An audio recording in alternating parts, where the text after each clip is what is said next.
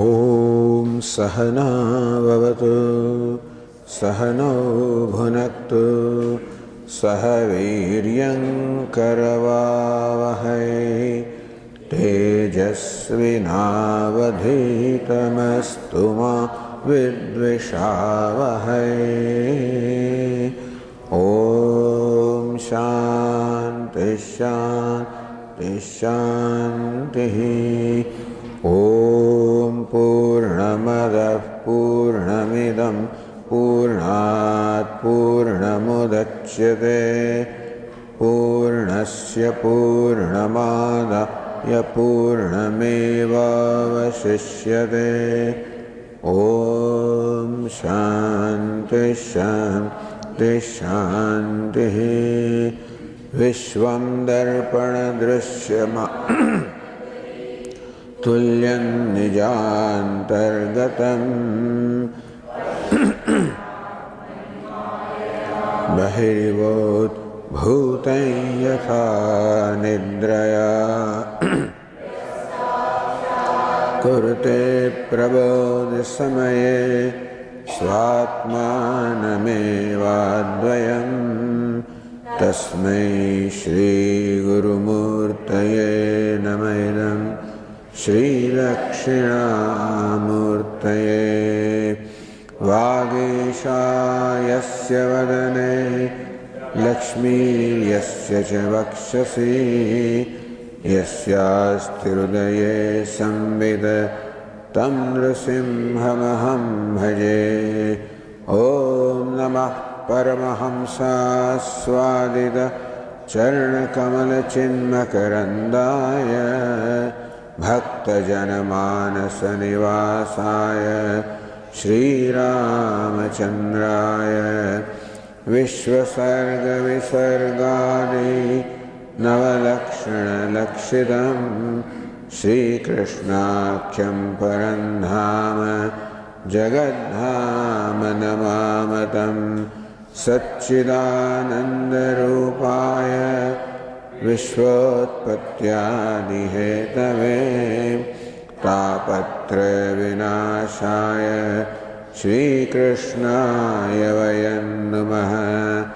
यं प्रव्रजन्तमनुपेतमपेतकृत्यं द्वैपायनो विरहकातर आजुहाव पुत्रेति तन्मयतया तरवोऽभिनेदुः तं सर्वभूतहृदयं मुनिमानतोऽस्मि।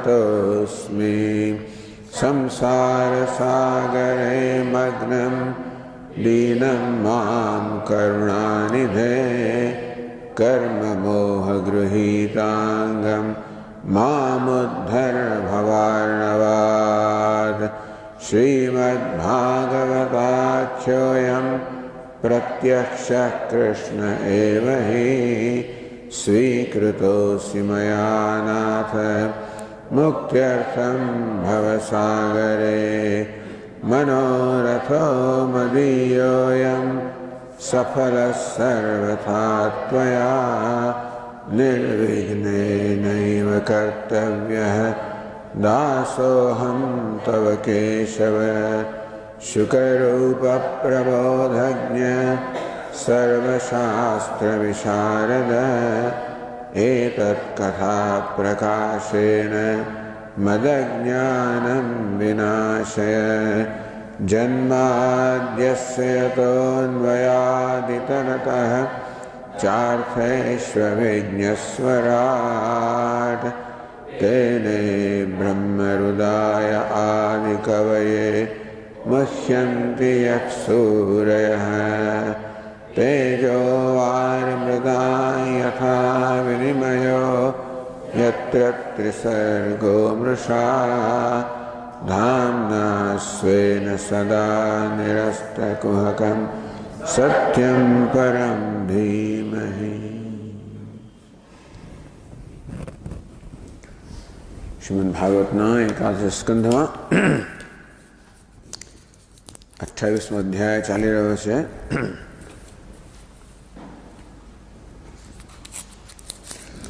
परमार्थ निरूपण अध्ययन नाम है।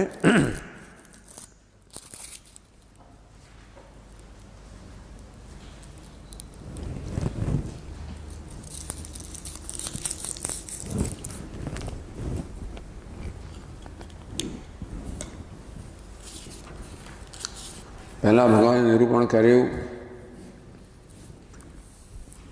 પ્રારંભમાં ભગવાને આ બોધ આપ્યો, પરસ્વભાવ કર્માણી ન પ્રશંસેત ન ગર્હેત. બીજા લોકો પોતાના સ્વભાવ પ્રમાણે કર્મ કરતા હોય એની પ્રશંસા સ્તુતિ પણ ના કરવી જોઈએ, નિંદા પણ ના કરવી જોઈએ.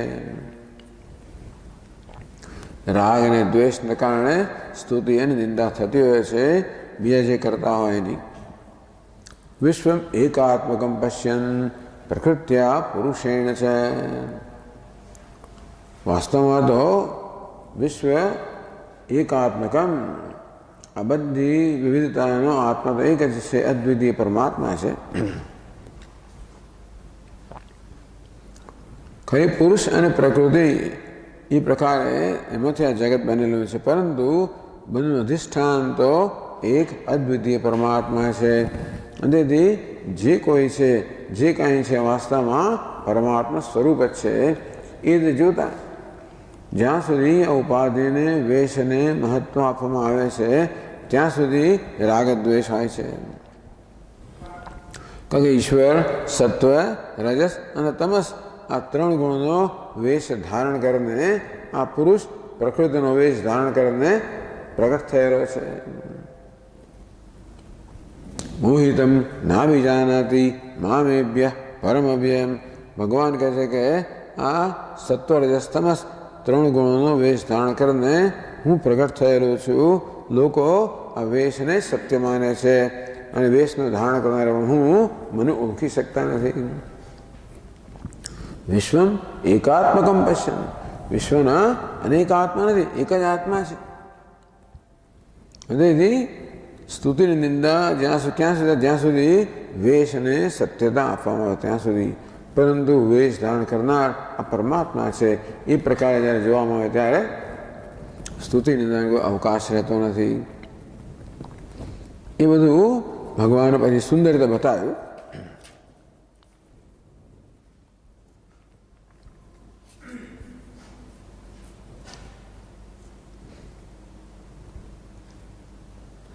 એતદ વિદ્વાન મદુદિતમ જ્ઞાન વિજ્ઞાન નૈપુણમ.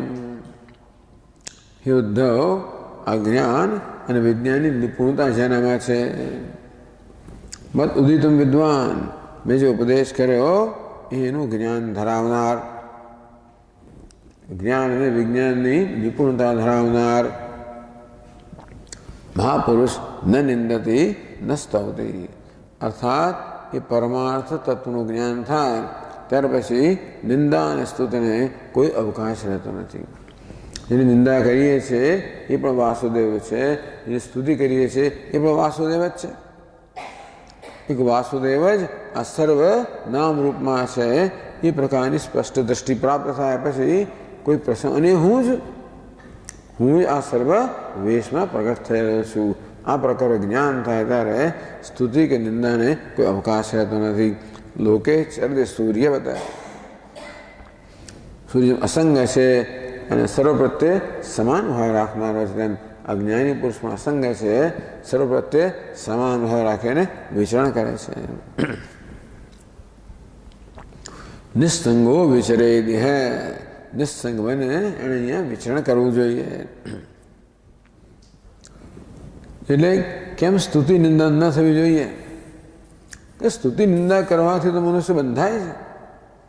પરસ્વભાવ કર્માણી યહ પ્રશંસતે નિંદતી.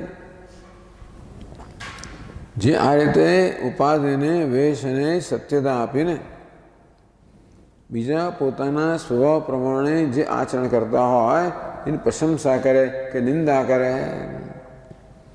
સાસુ ભ્રષ્યતે સ્વાર્થાત. એ પોતાના ધ્યેયથી જ ભ્રષ્ટ થઈ જાય છે. સ્વાર્થાત, પુરુષાર્થાત, પોતાના પુરુષાર્થથી જીવનમાં પોતે જે ઈચ્છે છે એ ધ્યેયથી જ ભ્રષ્ટ થઈ જાય છે. કેમ? અસતી અભિનિવેશત. અસતમાં, વેશમાં અભિનિવેશ, આમાં અહંભાવને તાદાત્મ્યને કારણે એ પોતાના પુરુષાર્થથી ધ્યેયથી ભ્રષ્ટ થઈ જાય છે. માટે સ્તુતિની નિંદા ન કરવા જોઈએ.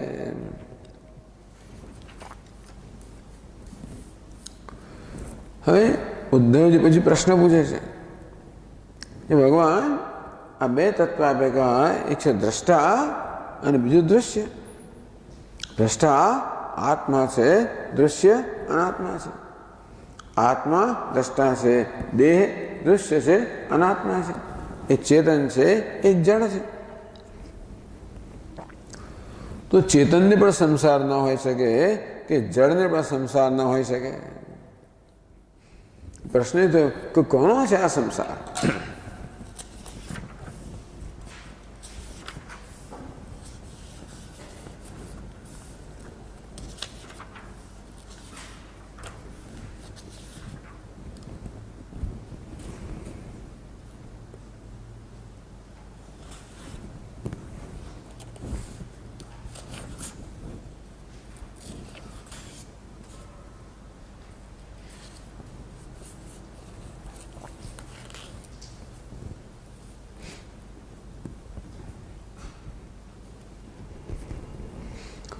જે ચૈતન્ય છે, નિર્વિકાર છે, અકર્તા છે. સંસાર ક્યારે હોય? તમે કર્મ કરો, કર્મનું ફળ મળે, એના પ્રત્યે રાગ દ્વેષ કરો ત્યારે નવું કર્મ જન્મે, વળી પાછા રાગ દ્વેષ જન્મે. આ પ્રકારે જે રાગ દ્વેષથી પ્રેરાને કર્મ કરે છે એ ક્યારે પણ આ રાગ દ્વેષની પરંપરામાંથી ફલ અને હેતુ ફલાત્મક સંસારમાંથી જન્મયુક્ત સંસારમાંથી ક્યારે મુક્ત ના થઈ શકે. આત્મા ચૈતન્ય છે, નિર્વિકાર છે, અકર્તા છે, માટે એનો કોઈ સંસાર ના હોઈ શકે. દેહ તો જડ અચેતન છે, એ પણ કર્મ ના કરી શકે, એનો પણ સંસાર ના હોઈ શકે. તો કશ્ય સ્યાદ? એ ભગવાન દ્રષ્ટા અને દૃશ્ય, આત્મા અને અનાત્મા, આ બે જ તત્વો છે અને એમના સ્વભાવ પ્રત્યે જોતા સ્પષ્ટ છે કે બેમાંથી એકેનો સંસાર ન હોઈ શકે. તો કશ્ય સ્યાત સંસ્કૃતિ? આ સંસાર કોનો છે? તો કોઈનો નથી. ઉપલભ્યતે, ભગવાન અનુભવીએ છીએ. આપણે સંસાર અનુભવીએ છીએ પણ એક હકીકત છે. જન્મ છે, મૃત્યુ છે, સુખ દુઃખ છે, કર્તૃત્વ છે, ભોક્તૃત્વ છે, આ બધું છે એવું આપણો અનુભવ છે. એ હોઈ ના શકે. આત્માના જન્મ, મૃત્યુ, કર્તૃત્વ, ભોક્તૃત્વ, સુખ દુઃખ ના હોય. કારણ કે આત્મા ચૈતન્ય છે, નિર્વિકાર છે, નિત્ય મુક્ત છે. અનાત્મા જળ છે, એનામાં કોઈ લાગણી નથી, એમાં એ પણ કંઈ અનુભવી ના શકે. પરંતુ આ કર્તૃત્વ ભોક્તૃત્વ છે, સુખ દુઃખ છે, એ તો હકીકત છે. એટલે જેનો આપણે અનુભવ કરી રહ્યા હોઈએ એને આપણે નથી એમ ના કહી શકીએ. દુઃખ સુખ દુઃખ થાય છે, કર્તૃત્વ ભોક્તૃત્વ છે, જન્મ મૃત્યુ છે, આમ સંસાર તો આપણે અનુભવી રહ્યા છીએ, માટે નથી એમ ના કહેવાય. કોનો છે પણ નક્કી કરી શકતા નથી.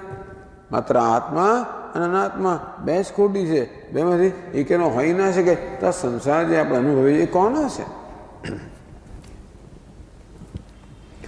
એટલે ભાઈ 296 પાના પર 12મા શ્લોકમાં ભગવાને આ પ્રશ્નનો ઉત્તર આપવાનો પ્રારંભ કર્યો. યાવત દેહેન્દ્રિય પ્રાણી આત્મન સન્નિકર્ષણમ ઉભયો અવિવેક એવ સંસાર આલંબનમ. એ ઉદ્ધવ, વાત તો સાચી છે કે આત્માનો કે અનાત્માનો, ચૈતન્યનો કે દેહનો, બે એકેનો સંસાર ન હોઈ શકે. પણ ઉભયો અવિવેક એવ, એ બે વચ્ચે વિવેક ન કરો. જો આત્માને આત્મરૂપે જાણવામાં આવતો હોય, અનાત્માને અનાત્મરૂપે જાણવામાં આવતો હોય તો કોઈ સંસાર ના હોય. પણ અનાત્મામાં આત્મબુદ્ધિ હોય, અવિવેક હોય, દેહેન્દ્રિય પ્રાણી આત્મન સન્નિકર્ષણમ. સન્નિકર્ષણમ, આત્મા, દેહ, ઇન્દ્રિય, પ્રાણ વગેરેથી બનેલી આ ઉપાધિમાં જ્યાં સુધી આત્માને અહમ ભાવ છે, તાદાત્મ્ય છે, એટલે આત્મા અનાત્માના તાદાત્મ્ય એક નવી હસ્તી ઊભી થઈ. જેમ બે તત્વ છે, એક છે લોખંડનો ગોળો, બીજો છે અગ્નિ. બંનેનો સંયોગ થાય ત્યારે એક નવી હસ્તી ઉત્પન્ન થાય, આગનો ગોળો. તેવી રીતે આત્મા અનાત્માનો સંયોગ થાય. અનાત્મામાં અહંકારમાં આત્માનું ચૈતન્યનું પ્રતિબિંબ પડે. તેથી જળ અહંકાર પણ ચેતનવંતો બની જાય. આ રીતે આત્મા અનાત્માનો જ્યારે એવી રીતે અવિવેક થાય, તાદાત્મ્ય થાય, અધ્યાસ થાય, શું થાય? અનાત્માના ધર્મનો આત્મા પર અધ્યારોપ થાય.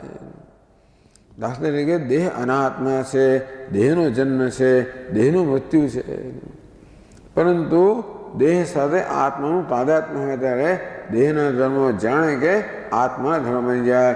અને તેથી હું જન્મ્યો, મારું મૃત્યુ છે, મને સુખ દુઃખ છે, આ ભ્રમ છે. સંસાર વાસ્તવિક નથી, બધો ભ્રમ છે. પણ જ્યાં સુધી ભ્રમને ભ્રમ રૂપે જાણવા ન આવે ત્યાં સુધી એ સાચો હોય છે.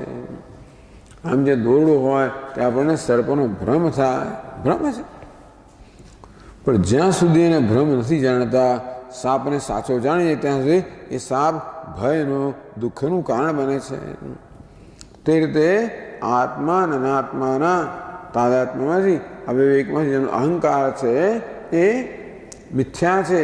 જ્યાં સુધી જ્ઞાન નથી ત્યાં સુધી કર્તૃત્વ, ભોગતૃત્વ, સુખિત્વ, દુઃખિત્વ આ સંસાર સાચો થાય છે. કોને મળે? અવિવેક. આત્મા અનાત્મા વચ્ચે જે વિવેક ન કરી શકે એને કારણે એકના ધર્મનો બીજા પર અધ્યારોપ કરે. આત્મા ચૈતન્ય છે, દેહને ચેતન માને. આત્મા પ્રિય છે, દેહ એને પ્રિય છે. તેમ દેહની ઉપાધિના મર્યાદો આત્મા પર. આમ અન્યોન્ય અધ્યાસને કારણે સંસાર ફલવાન, સંસાર જાણે સત્ય હોય એ પ્રકારે સ્ફુરિત થાય છે. અર્થે હિ અવિદ્યમાન, અર્થ ખરેખર છે નહીં. એટલે કે જેની સાથે તાદાત્મ્ય થાય છે. જો આપણે રજ્જુ સર્પનું દૃષ્ટાંત લઈએ તો રજ્જુમાં સર્પનું કોઈ અસ્તિત્વ નથી. દોરડાને તો પૂછે કે સાપ ક્યાં છે, ક્યાં છે સાપ? દોરડામાં સાપનું કોઈ અસ્તિત્વ નથી, બરાબર ને? સાપનું અસ્તિત્વ તો આપણા મગજમાં છે. સાપ નામની કોઈ સાચી વસ્તુ નથી. અને તેથી દોરડામાં સાપનું કોઈ અસ્તિત્વ નથી. તેવી રીતે આત્મામાં અનાત્માનું કોઈ અસ્તિત્વ નથી. જો આત્મા અને અનાત્મા ભેગા હોત, એક જ સત્તા ધરાવતા હોત, સમાન સત્તા ધરાવતા હોત, તો બોલો તો કહી શકાય કે બંનેનો સંયોગ થઈ શકે. સંયોગ કોની વચ્ચે થાય? સમાન સત્તા ધરાવનારી વસ્તુઓ પ્રત્યે સંયોગ શક્ય છે. ઘડો અને આ ટેબલનો સંયોગ થાય કે બંને સમાન સત્તા ધરાવનારા છે. પણ આત્મા અને અનાત્માનો સંયોગ ના થાય. આત્મામાં દેહનું અસ્તિત્વ જ નથી. દેહની વ્યાવહારિક સત્તા છે, આત્માની પારમાર્થિક સત્તા છે. અર્થે દેવ મનુષ્યાદિ કરે અવિદ્યમાને દેવ મનુષ્ય વગેરે આકારો આત્મામાં અવિદ્યમાન છે. એટલે કે એમની વ્યાવહારિક સત્તા છે, આત્માની પારમાર્થિક સત્તા છે. તેથી આત્મામાં છે નહીં, છતાં પણ સ્થૂલોહમ, કૃષોહમ, મનુષ્યોહમ, છતાં પણ દેહમાં અહમ ભાવને કારણે આત્મા પોતાને સ્થૂલ માને છે, કૃષ માને છે, મનુષ્ય માને છે. અહમ એતે મમ અનુકૂળ અહમ એતે મમ અનુકૂલાહ એતે પ્રતિકૂલાહ એતે. આ મને અનુકૂળ છે, આ મને પ્રતિકૂળ છે. આ પ્રકારે જે પોતાના વિશે સતત ધ્યાન કરે છે, એટલે કે પોતાના વિશે આ પ્રકારના ખ્યાલ સતત ધરાવે છે. આત્મા અને અનાત્માનો કોઈ સંયોગ નથી, બંનેની કોઈ સમાન સત્તા નથી. છતાં પણ આ અનાત્મ અહમભાવને કારણે એક અહંકાર જન્મ્યો. સ્થૂલોહમ, હું જાડો છું, પાત શુક્લો છું, મનુષ્ય છું, સ્ત્રી છું, પુરુષ છું. એ પ્રકારે જે પોતાના વિશે સતત ખ્યાલ ધરાવતો હોય છે, તસ્ય જીવસ્ય સુખ દુઃખાદિ સંસૃતિ. જ્યાં સુધી આ પ્રકારનો ખ્યાલ ધરાવે છે કે હું સ્થૂળ છું, કૃષ્ણ છું, મનુષ્ય છું, સુખી છું, દુઃખી છું, કરતા છું, ભોગતા છું,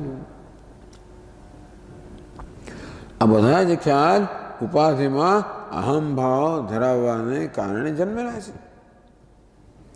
કર્મ તો આ દેહેન્દ્રિયાદી ઉપાધિ કરે છે, ફળ પણ એ ભોગવે છે, સુખ પણ ત્યાં છે, દુઃખ પણ ત્યાં છે.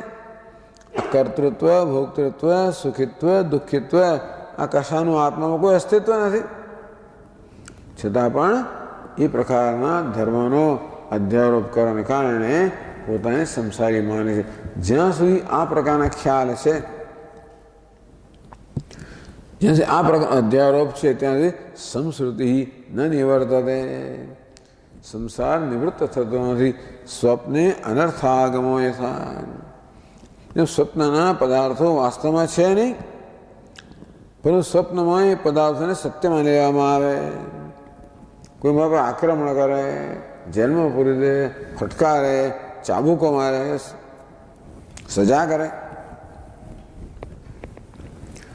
બધું અનર્થ. આ બધા પ્રકારની પીડા જે સ્વપ્નમાં થતી હોય એ ભલે વાસ્તવમાં એનું કોઈ અસ્તિત્વ, જાગ્રતની દ્રષ્ટિએ કોઈ અસ્તિત્વ નથી, પણ સ્વપ્નમાં એ મિથ્યા છે. જ્ઞાન હોવાને કારણે મને જેલમાં પૂરી દીધો, મને સજા કરી, આ પ્રકારે અનેક અનર્થ ત્યારે સાચા લાગે છે. યથા હિ અપ્રતિબુદ્ધસ્ય પ્રસ્વાપો બહુ અનર્થભૃત. જ્યાં સુધી માણસ જાગ્યો નથી ત્યાં સુધી આ નિદ્રા એટલે સ્વપ્ન છે, અનેક પ્રકારના અનર્થો જન્માવે છે. ઊંઘતો હોય ત્યાં સુધી ઊંઘમાં અટપટા ભોગ ભાસે. ઊંઘમાં એટલે સ્વપ્નમાં જે બધા અનુભવ થાય એને તે વખતે સાચા માની લેવામાં આવે છે. અનેક પ્રકારનું સુખ દુઃખ ત્યાં ભોગવવું પડે છે. જ્યાં સુધી આ માણસ જાગ્યો નથી ત્યાં સુધી સૈવ પ્રતિબુદ્ધસ્ય, એ જ બધા પદાર્થ, એ જ ધરપકડ થવી, જેલમાં પુરાઈ જવું, ચાપખાની સજા થવી, એ જ બધા પદાર્થો હવે પ્રતિબુદ્ધ. જાગીને જ્યારે તમે જુઓ ત્યારે એ કોઈ પ્રકારની અસર, તમે જાણો છો કે આ મિથ્યા છે, વાસ્તવ નથી, પરંતુ ભાષે છે. નવઈ મોહાય કલ્પતે. જે બધી વસ્તુઓ સ્વપ્નમાં અનેક પ્રકારનું દુઃખ આપતી હતી એ જ વસ્તુઓ જાગ્યા પછી કોઈ પ્રકારનો મોહ જન્માવતી નથી, એમને કોઈ સત્યતા અપાતી નથી, અને માટે હવે એ કોઈ પ્રકારની અસર ઉત્પન્ન કરી શકતા નથી. સ્વપ્નમાં કારણ કે એ બધા પદાર્થોને સત્ય માનવામાં આવતા હતા. સ્વપ્નમાં કોઈ અપમાન કરે તો ખરેખર અપમાન થયું માનીને દુઃખી થતો હતો. સ્વપ્નમાં મારું ધાર્યું ના થાય ત્યારે હું ગુસ્સે થઈ જતો હતો સ્વપ્નમાં. પણ જાગીને જ્યારે એ જ વિષયોને જોઉં કે જેણે અપમાન કર્યું તો કલ્પના હતી, એ વ્યક્તિ તો કલ્પના હતી, માટે એને કરેલું અપમાનમાં કલ્પના જ છે, મને કંઈ સ્પર્શ થતું નથી. એની જ વસ્તુ હવે જાગ્રત મનુષ્ય મળે કોઈ પ્રકારનો મોહ કે શોક ઉત્પન્ન કરી શકતી નહીં. તમે હસો કે કેવી હાલત થઈ. સ્વામી કૂતરું મારી પાસે બધું ભાગ્યો અને ખાડામાં પડ્યો, અને માથું અથડાયું અને જાગી ગયા. હવે જાગ્રત થયા પછી એ અનુભવ જોઈએ તો આપણે હસીએ કે કેવું વિચિત્ર છે, કેવું આપણે કર્યું. સ્વપ્નમાં એ કૂતરાને સાચું માનવામાં આવતું હતું, પોતાની પાછળ પડે પણ સાચું, જીવ લઈને ભાગ્યું એ પણ સાચું, ખાડામાં પડે એ પણ સાચું, માથું ખોડાય એ પણ સાચું. પણ જાગ્યા પછી કોઈ વસ્તુ કોઈ પ્રકારનું દુઃખ જેમ જન્માવ તેવી રીતે જન્માવતી નથી. તેમ જન્મ અજ્ઞાની છે, એને કારણે અનેક પ્રકારના અધ્યારોપ કરે છે. એવી સ્વપ્નની કલ્પિત દુનિયામાં મનુષ્ય જીવે છે અને તેથી આ બધી જ વસ્તુઓ અનેક પ્રકારનું દુઃખ જન્માવે છે. યસ સાક્ષાત કુરુતે પ્રબોધ સમયે સ્વાત્માનમેવાદ્વયમ. પ્રબોધ સમય પણ જ્યારે જાગીને જોવું તો જગત દિશે નહીં, ઊંઘમાં અટપટા ભોગ ભાસે. જાગીને જોવું તો પેલું જગત દેખાતું નથી. ક્યાં જાગ્યો? આત્મા તત્વમાં જાગ્યો. ઊંઘમાં અટપટા ભોગ ભાસે. અનિદ્રાની જે અજ્ઞાન અવિદ્યાની નિદ્રા હતી એમાં અટપટા ભોગ ભાસતા હતા. યસ્યામ જાગૃતિ ભૂતાની સા નિશા પશ્યતો મુને. આ ભૂતો બધા અવિદ્યાને કારણે જન્મેલા સ્વપ્નમાં જાગ્રત છે. પ્રતિબુદ્ધ છે, અવિદ્યાની નિદ્રામાંથી જે જાગી ગયો છે, આથી જે હવે પોતાના પારમાર્થિક સ્વરૂપને જાણે છે, તે જુએ છે કે આ મિથ્યા તત્વનું વાસ્તવમાં કોઈ અસ્તિત્વ નથી, ત્યારે હવે કોઈ પ્રકારનો મોહ ઉત્પન્ન કરી શકતા નથી. શોક હર્ષ ભય ક્રોધ લોભ મોહ સ્પૃહાદય અહંકારસ્ય દૃશ્યંતે. આ સંસાર કોનો છે? તો કે અહંકારનો છે.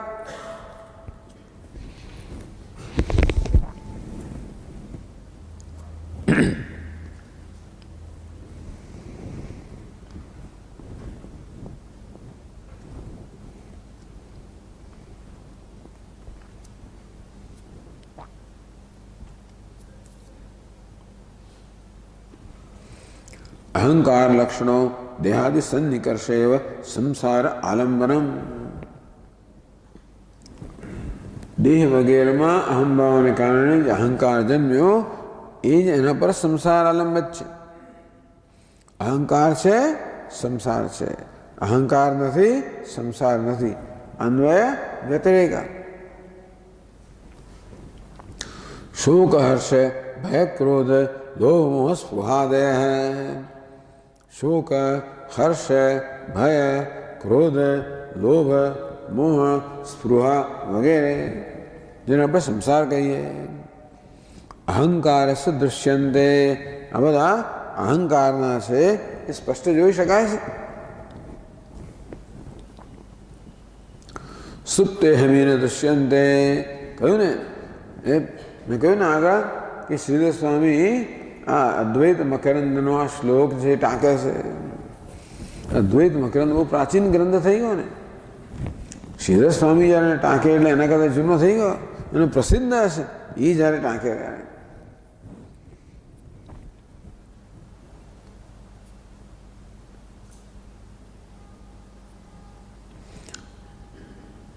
સુપ્તે હમિને દૃશ્યંતે સુખદોષ પ્રવૃત્તય અતસ્તસ્યૈવ સંસારઃ નમે સંસુધિ સાક્ષિણઃ. સુખ દુઃખ મોહ વગેરે સંસાર છે એ ખરેખર કોનો છે? આત્મા છે કે અહંકારનો છે? તો કે અહંકારનો છે. જ્યારે સુષુપ્તિમાં અહંકાર નથી ત્યારે આ સુખ દુઃખ આ મોહ કશી વસ્તુ હોતી નથી. જાગ્રતમાં ને સ્વપ્ન અહંકાર છે, ત્યારે પછી બધું આ સુખ દુઃખ મોહ બધું આવી જાય છે. તેથી અહંકાર છે ત્યારે સુખ દુઃખ મોહ લક્ષણ સંસાર છે. અહંકાર નથી ત્યારે નથી. મારા સંસાર અહંકારનો છે, આત્માનો નથી.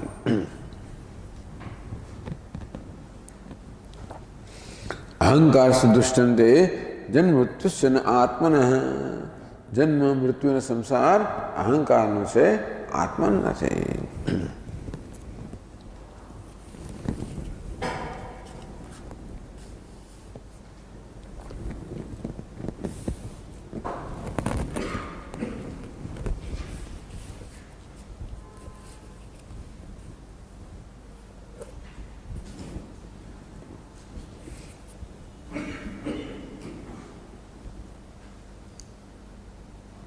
પ્રશ્ન થયો કે બંધન આત્માનું નથી, અહંકારનું છે.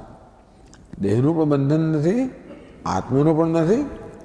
પણ દેહને આત્માના તાદાત્મ્યને કારણે જન્મેલી નવી હસ્તી અહંકાર છે, એનો સંસાર છે. તો જેનો સંસાર એનો મોક્ષ હોય.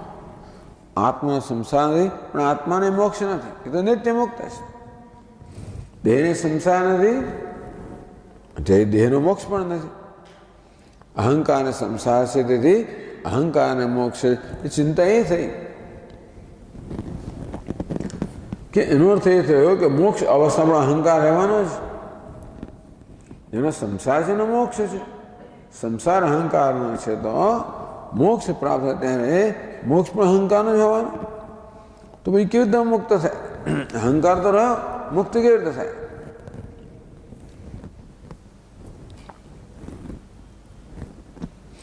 તો 16મા શ્લોકમાં કહ્યું, દેહેન્દ્રિય પ્રાણ મનોભિમાન જીવોંતરાત્મા ગુણકર્મ મૂર્તિ.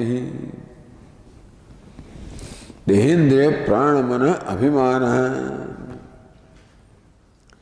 આ બધાની અંદર દેહેન્દ્રિય પ્રાણ મનસ્સુ અભિમાનો યસ્ય સ દેહેન્દ્રિય પ્રાણ મનોભિમાન. આ જીવ, અહંકાર કહો, જીવ કહો, એ શું છે? દેહ, ઇન્દ્રિય, પ્રાણ, મન, આ બધામાં અભિમાન, અહમ ભાવ ધરાવનાર અંતરાત્માને જ જીવ કહેવામાં આવે છે. જીવ કોણ છે? આત્મા જ જીવ છે. પરમાત્મા જ જીવ છે. એ પરમાત્મા જ્યારે દેહ, ઇન્દ્રિય, પ્રાણ, મનમાં અહમ ભાવ કરે ત્યારે એ જ જીવ એ પ્રકારની સંજ્ઞા પ્રાપ્ત કરે. ગુણ કર્મ મૂર્તિ. આ સત્વરજસ ત્રણ ગુણો, જેનો જન્મ કર્મ, જન્મ તો દેહ, પાછું કર્મ, એ જેની મૂર્તિ છે, જેનું સ્વરૂપ છે આ જીવ. સૂત્ર મહાનતિ ઉર્ધા ઇવ ગીત. આ જીવાત્મા, સૂત્રાત્મા, મહત્તત્વ, આ પ્રકારે જાત જાતના બધા નામ પ્રાપ્ત કરે છે.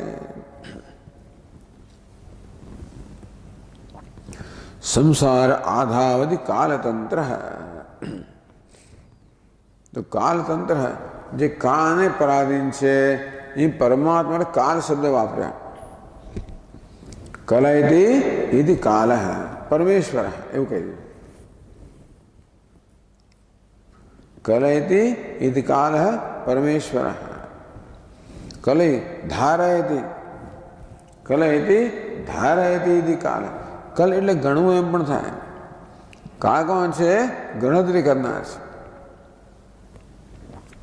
ટીક ટીક ટીક થયા કરે છે ને, કાળ શું છે? ગણતરી કરનાર છે. પણ કલનો અર્થ ધારણ કરવું કરે તો કલયતિ ધારયતિ ઇતિ કાલ પરમેશ્વર, જે સમગ્ર જગતને ધારણ કરે છે, એમને મળવા કાલ શબ્દનો પ્રયોગ થઈ શકે. બિચારો આ જીવ કયો છે? પરમેશ્વરને અધીન છે. સંસારે આધાવધિ કાલતંત્ર. જે વાસ્તવમાં પરમાત્મા છે, સ્વતંત્ર છે, પરંતુ દેહ, ઇન્દ્રિય, પ્રાણ, મનની અંદર અભિમાન કરવાને કારણે, અહમ ભાવ ધરાવવાને કારણે એ બિચારો કાલને પરમેશ્વરનો પરતંત્ર બની ગયો. આ ધાવતી સંસારે આ સર્વતો ધાવતી. તેથી સંસારમાં ચારે બાજુ વિચારો દોડાદોડ કરી રહ્યો છે. એટલે કે સંસાર અહંકારનો છે, જીવાત્માનો છે, મોક્ષ પણ જીવાત્માનો છે.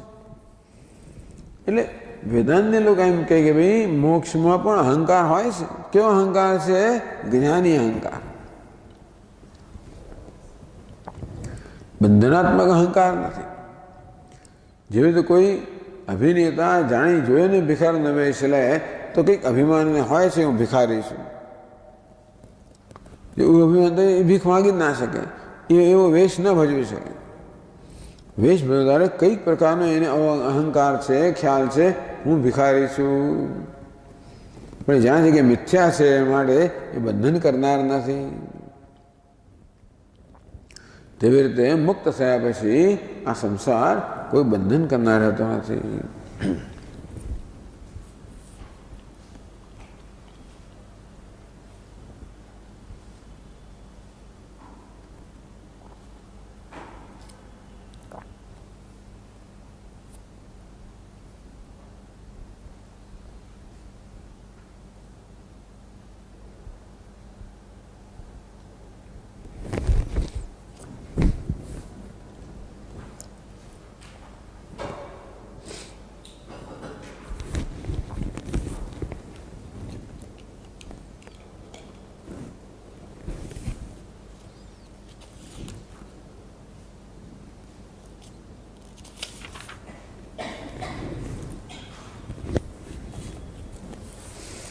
એટલે પછી આગળના શ્લોકમાં શ્રીધર સ્વામીએ પૂછ્યું તો દેવમ અહંકાર કૃતમ બંધન ઉપપાદ્ય. આમ જે બંધન છે એ અહંકારને કારણે છે. જ્ઞાનેન તન્નિવૃત્તિ.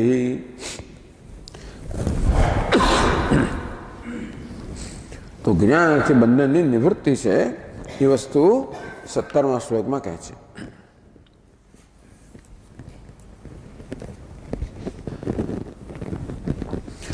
અમૂલમેતદ બહુરૂપરૂપિતમ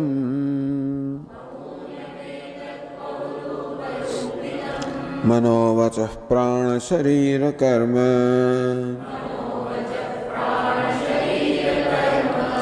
જ્ઞાનાસ્યનોપાસનયા શિતેન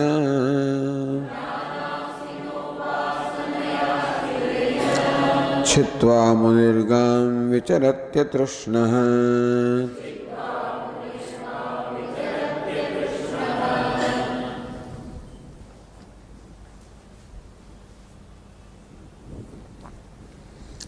एतत् अमूलम अमूलमेव बहुरूप रूपितम.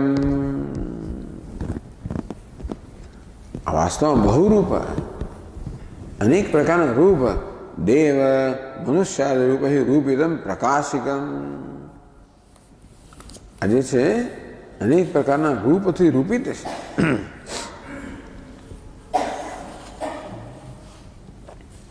એ તો એટલે શું? અહંકાર. પાછું નાન્યત અહંકરણમ.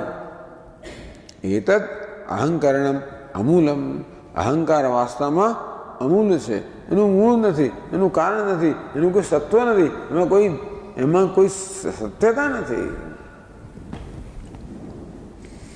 એટલે કે અહંકારનો જો આપણે અન્વેષણ કરીએ કે આ વસ્તુ શું છે તો અહંકાર નામની વસ્તુ રહેતી વાત કરીને તે જશે કે બંને વેવાય ભેગા થાય અને પૂછી કે કોણ માણસ છે. કન્યા પક્ષમાં આવીને જે આ બધી જાતની માગણીઓ કરે છે, વર પક્ષમાં બીજી બધી માગણીઓ કરે છે, એ કોણ છે? એ પ્રકારનું જે અન્વેષણ થાય તો શું થઈ જાય? તો જ્યાં સુધી આવી રીતે ડોળ કરનાર માણસ છે, એ પેલા વરરાજાનો મિત્ર છે એવી રીતે ડોળ કરે કે કન્યાનો પણ સગો છે એવું ડોળ કરે. એ ડોળ કરનારો જ્યાં સુધી આપણે તપાસ ન કરીએ ત્યાં સુધી સાચો હોય એવી જાતનો લાભ લઈ લે. પણ જ્યારે તપાસ કરવામાં આવે ત્યારે એ શું થઈ જાય? અહંકાર પણ ડોળ કરનારો છે. હું આત્મા છું એ પ્રકારનો ડોળ કરનારો છે. જ્યાં સુધી આપણે તપાસ ન કરીએ કે અહંકાર કોણ છે ત્યાં સુધી એ સાચો હોય એ પ્રકારે જ વ્યવહાર થાય છે. એટલે એને જે ફાવે એ કરે, જે ફાવે બધો લાભ લે. વર પક્ષમાં જાય અને કહે કે હું કન્યાનો ફલાણો મિત્ર છું, સગો છું, એટલે બધા એને માન આપે. કન્યા પક્ષમાં જાય હું વરનો મિત્ર છું, ત્યાંમાં માન મેળવે. અહંકાર પણ ચિત્ત અચિત ચિત્ત જળ ગ્રંથિ. ચિત્તની જળની ગ્રંથિ છે. બંને પક્ષમાં છે.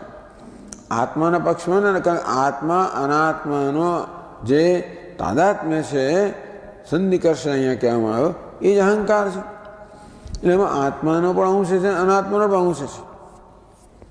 અહંકારમાં ચૈતન્યનો અંશ છે, કારણ કે એ ચેતન છે. પણ જોડે જળનો અંશ છે, કારણ કે વિકારી છે. વિકાર જળમાં હોય, ચેતનમાં ન હોય. અહંકાર ચેતનતા પણ છે અને વિકાર પણ છે. ચેતન જળ બંનેનો અંશ ધરાવનારો છે.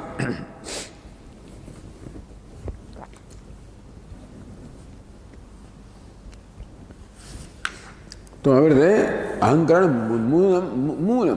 મૂળ શૂન્યમ એવા અમૂલમ એટલે મૂળ શૂન્યમ. અહંકારમાં કોઈ તાત્વિકતા નથી.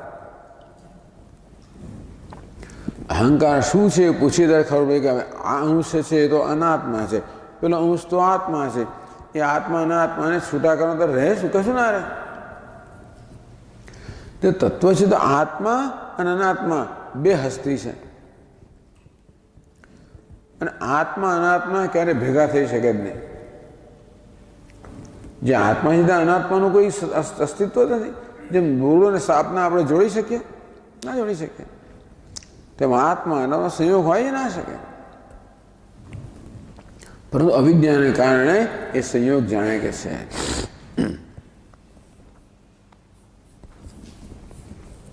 વાસ્તવમાં અહંકાર અમૂલ છે. મૂળ એટલે શું? એનું કોઈ કારણ નથી, એનું કોઈ સત્વ નથી, એમાં કોઈ સત્યતા નથી, સચ્ચાઈ નથી. છતાં બહુરૂપી રૂપરૂપિતમ બહુભી રૂપૈ રૂપિતમ પ્રકાશિતમ દેવ મનુષ્ય અનેક પ્રકારના રૂપોમાં અહંકાર ભાસે છે. જે નથી એ પણ ભાસે ને શું કહેવાય? મિથ્યા.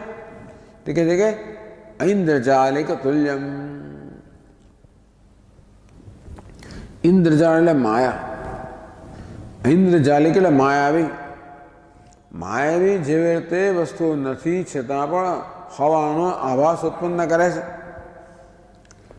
પ્રેક્ષકો જે લોકો માયાના પ્રભાવમાં છે એ તો માયાવી જે વસ્તુ એમની સમક્ષ પ્રકાશિત કરે એને સાચી જ માની લેનાર છે.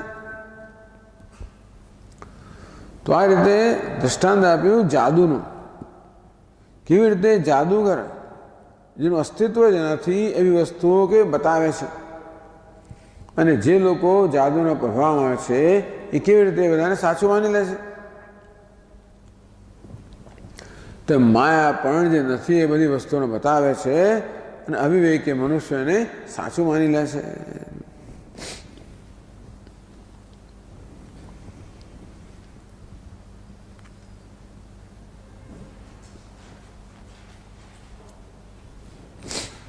મનોવચ પ્રાણ શરીર કર્મ. આજ અહંકાર, મન, વાણી, પ્રાણ, શરીર, કર્મ એ બધા રૂપમાં પરિણમે છે.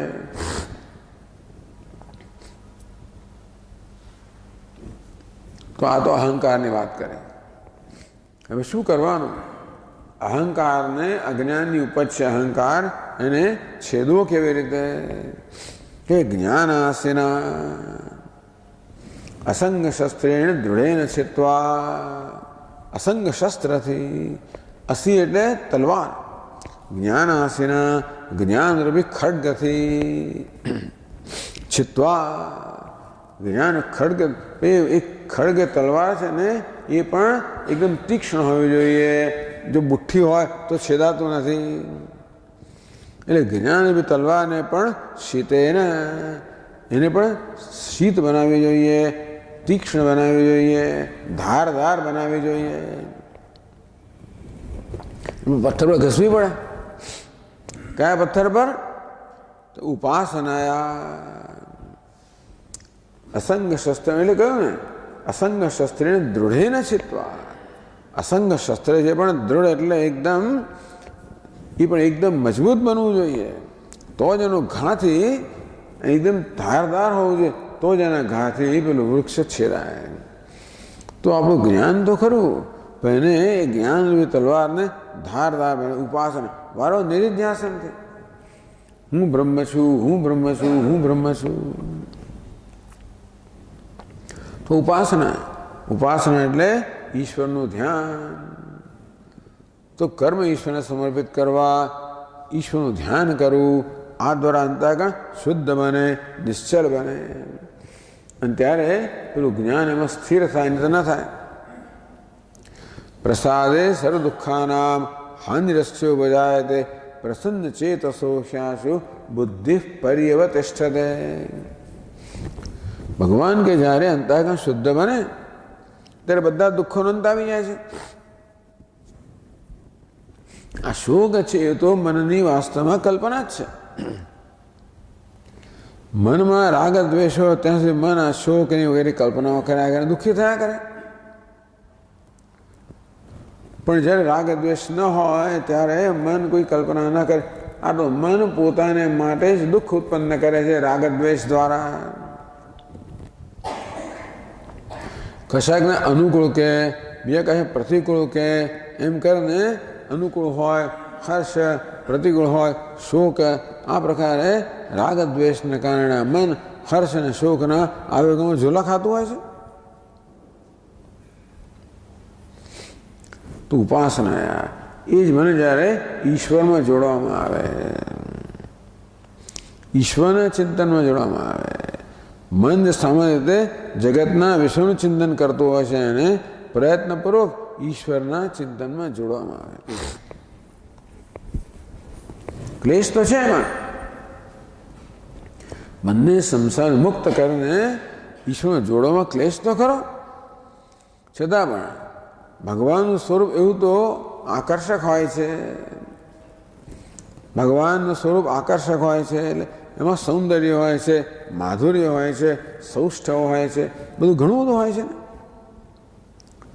એટલે મને એ પ્રકારના સ્વરૂપનું ચિંતન કરવું ગમે અને તો એમાં સંસારના ચિંતનમાંથી ધીમે ધીમે મુક્ત થાય। આ પ્રકારે મનમાં એકાગ્રતા આવે, તેથી પેલું જ્ઞાનની જે ખડગ છે એ ધારદાર બને। ઉપાસના છિત્વા અહંકાર વૃક્ષને આ જ્ઞાન રૂપી તલવારથી, ઉપાસનાથી ધારદાર થયેલી જ્ઞાન અહમ બ્રહ્માસ્મિ, હું બ્રહ્મ છું એ પ્રકારની જ્ઞાન રૂપી તલવારથી ખડગથી છેદીને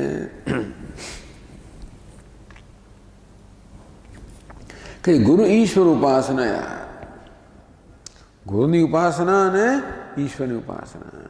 ગુરુ કૃપા જોઈએ, ઈશ્વર કૃપા જોઈએ તો આપણને શાસ્ત્ર કૃપા પ્રાપ્ત થાય, આત્મકૃપા પ્રાપ્ત થાય। છિત્વા મુનિ અતૃષ્ણ ગામ વિચરતે, મુનિ મનશીલ એટલે જ્ઞાની મહાપુરુષ, વિતૃષ્ણ અતૃષ્ણ બધા પ્રકારની તૃષ્ણાઓથી મુક્ત થઈ ગયો। જો તૃષ્ણા ક્યાં સુધી હોય? જ્યાં સુધી અંતરમાં અસંતોષ હોય ત્યાં સુધી, અંદર દુઃખ હોય, શોક હોય, વિષાદ હોય, અસંતોષ હોય ત્યાં સુધી જે પદાર્થો આપણને સુખ આપે એવા જણાય એમના પ્રત્યે સ્વાભાવિક તૃષ્ણા જન્મવાની છે। આમ જગતના પદાર્થો પ્રત્યેનું આકર્ષણનું કારણ અંદરની શૂન્યતા છે, અંદરનો વિષય એક વિષાદ છે, સતત અંતરમાં એક વિષાદ હોય છે જેને કારણે મને ગોઠે નહીં, અજંબો હોય એટલે બિચારું મન બહાર ભ્રમણ કરે। શેના માટે? કંઈક સુખ શાંતિ પ્રાપ્ત કરવા માટે, અને એ મનને વિષય પ્રત્યે આકર્ષણ હોય, તૃષ્ણા હોય। એવું અહંકારનું કારણ છે। અહંકારને જ્યારે જ્ઞાન રૂપી ખડગથી છેદી નાખવામાં આવે એનું મિથ્યાત્વ સ્પષ્ટ થઈ જાય। કહેવામાં આવે કે સાપમાંથી જેવી રીતે ઝેરની કોથળી કાઢી લેવામાં આવે તો હવે સાપમાં કોઈ પ્રકારનો સર્પપણું રહેતું નથી, તેમ અહંકારમાંથી પણ અજ્ઞાનની રૂપી ઝેરની કોથળી કરતો અહંકાર પછી કોઈ રીતે દમન કરનાર રહેતો નથી, એને જ જ્ઞાની કહેવાય। જે પહેલા અજ્ઞાની હતો, દુઃખી હતો, એ જ જ્ઞાનથી જ્ઞાની બન્યો। એને જ્યારે અંતરમાં આનંદને જ્યારે પ્રાપ્ત કરો ત્યારે હવે જગતના વિષય મળે કોઈ આકર્ષણ રહે જ નહીં ને। એ જે પ્રાપ્ત કરવા સતત મથી રહ્યો હતો એ તો એને પોતાનું જ પ્રાપ્ત થયું, તો હવે એનું મન બીજે ક્યાંય આકર્ષાવાનું છે જ નહીં। અતૃષ્ણ બધી તૃષ્ણાઓથી મુક્ત તો જ વિચરણ કરી શકાય।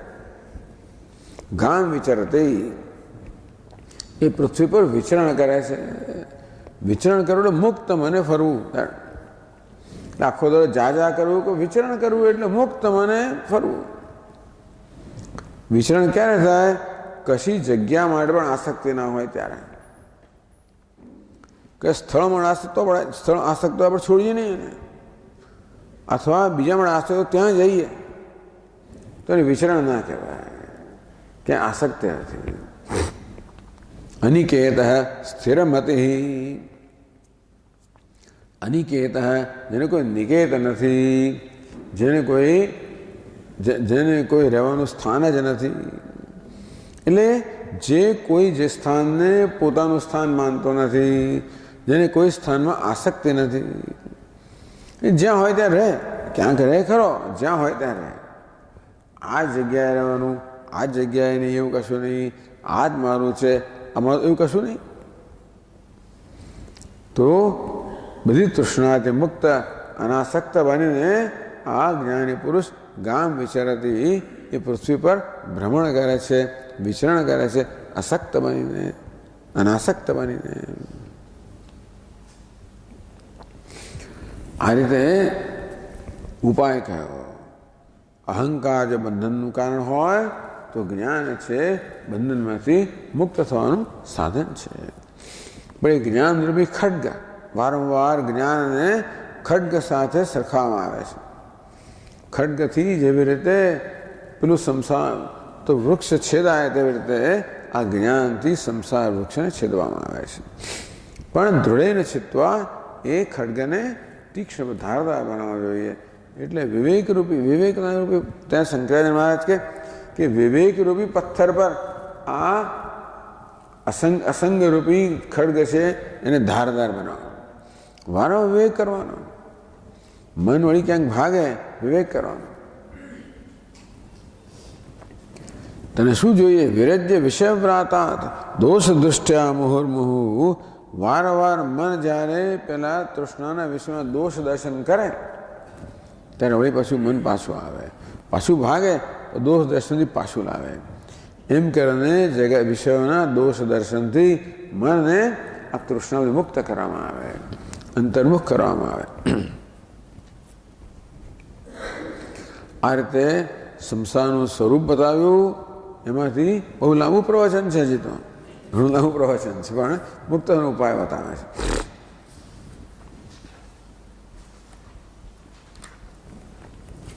ચાલો પછી આપણે પછીના ક્લાસમાં આગળ જોઈશું.